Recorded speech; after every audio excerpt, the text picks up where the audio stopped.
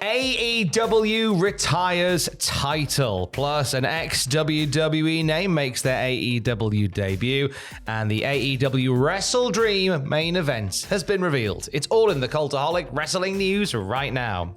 Say farewell or FO to the FTW title. As of last night, it's gone, Andrew. It has. So yeah, Hook successfully defended the title against Roderick Strong last night at Arthur Ashe Stadium. Hook was interviewed by Tony Schiavone afterwards, where he officially announced that he'll retire the FTW title effective immediately.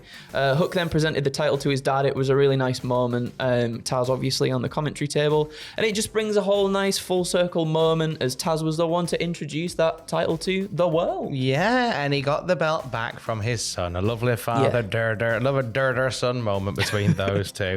Hook signs off as actually the most successful FTW champion of all time.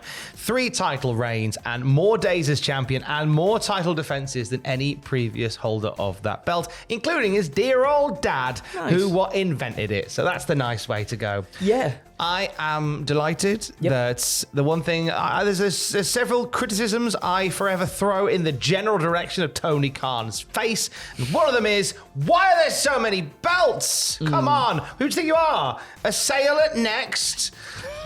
But you don't need that many belts, and we now have one less. So I'm delighted with that, because I think it was a good plot device, but nothing more. That's it. I think it was a really good device to help Hook develop more. And as we've seen, since he's held that championship, I feel like we've seen his matches get longer. We've seen him progress and become better in the ring as well at these longer matches too. And I think it feels about right for Hook to sort of go away and do some more grander things. Yeah, moving onwards and upwards from the FTW title. But it was nice to see it back in the hands of Taz on Dynamite Grand Slam last night. Also last night, we saw a debut of a former WWE name. This is quite an intriguing beginning of a story, isn't it, Andrew? It certainly is. So on Dynamite last night, Prince Nana revealed to Tony Schiavone that Swerve Strickland isn't cleared to return yet. However, he is fighting every day to get back to that ring. This led, however, to an interruption by MVP, making his first appearance on AEW TV. MVP, he put over Swerve, but said his losses were a failing because of his management. He chastised Nana for worrying more about dancing and selling coffee, which he makes a good point, to be honest. He then told Nana that when Swerve was willing to be serious, MVP is ready to talk business. He takes out a little business card and hands it to Prince Nana. Fightful later confirming that MVP has indeed signed with AEW.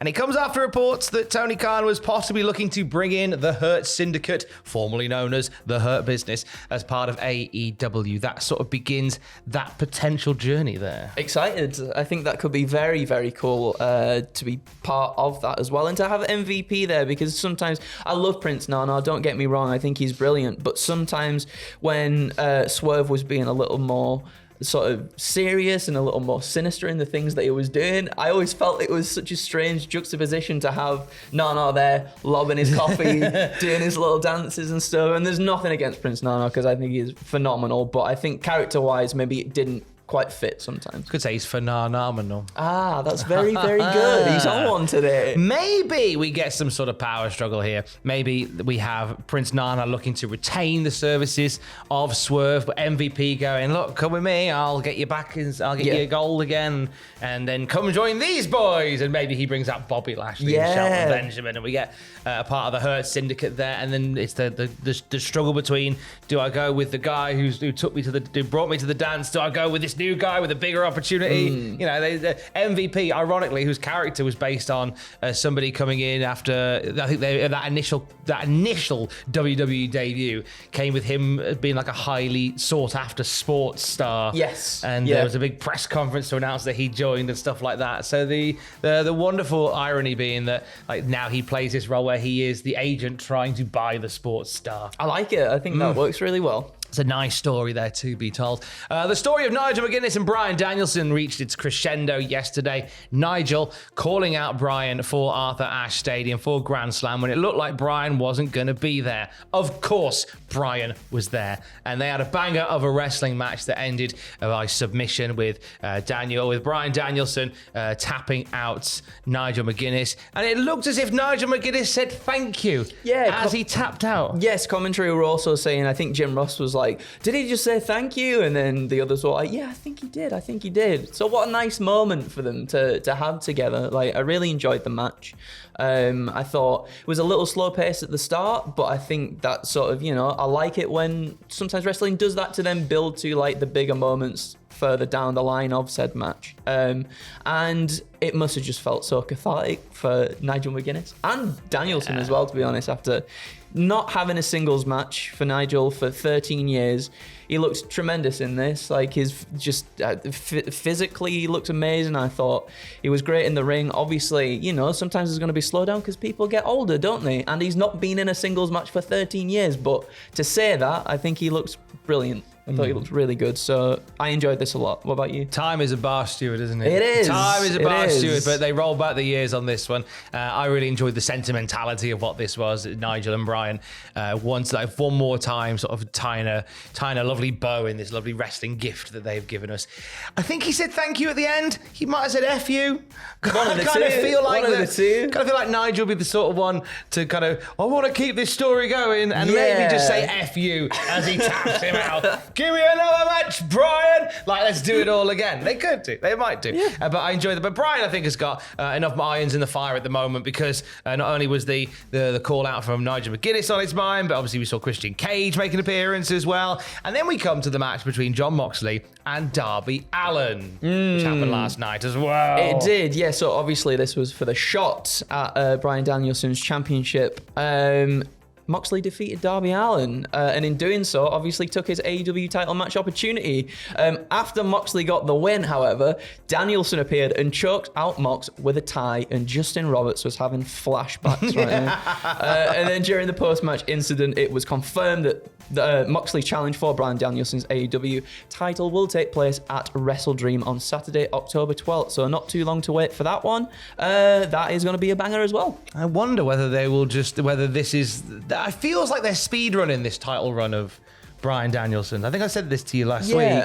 The fact that we've got so many intercrossing storylines. Like, I always believe when it comes to sort of your wrestling title feuds, you try not to cross the chopsticks, as it were, because you'd have one focus and one feud, one thing, one moment. But you've kind of got Christian Cage in there. You've got Nigel McGuinness in there. You had Darby Allin in there. You took him out in favor of Jon Moxley in there.